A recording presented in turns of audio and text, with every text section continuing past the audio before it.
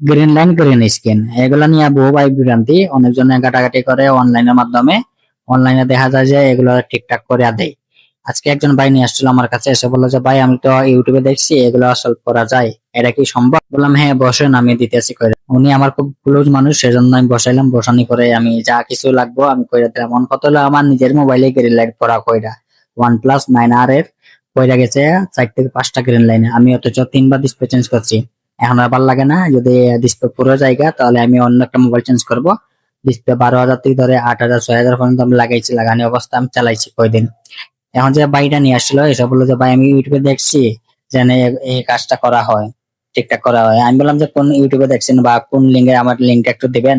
আমি দেখলাম যে না, এখানে যে যে লোকটাই যে ইউটিউবে দিচ্ছে ও সম্ভবত হলো ব্লগের কাজ করে, ব্লগ আর্ট আছে এগুলো। টেকনিশিয়ান কোনো নামই চিনে না, টেকনিশিয়ান বলতে কোনো কিছু বুঝে না।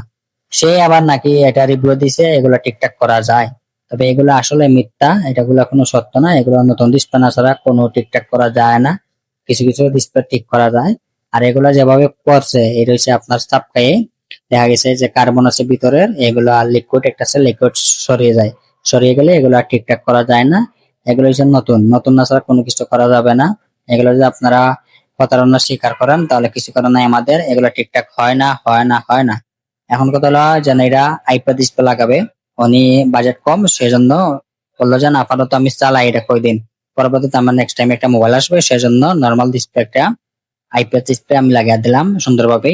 এখানে দেখতে পাচ্ছেন যাই হোক মোটামুটি ওনার কাজ চলবে। আচ্ছা যাই হোক, এগুলো ঠিকঠাক হয় না সবাই জানবেন, যে ভিডিও শেয়ার দিয়ে অবশ্যই যারা বিভ্রান্তি করেন বা যারা প্রতারণা স্বীকার করেন এগুলো ঠিকঠাক হয় না।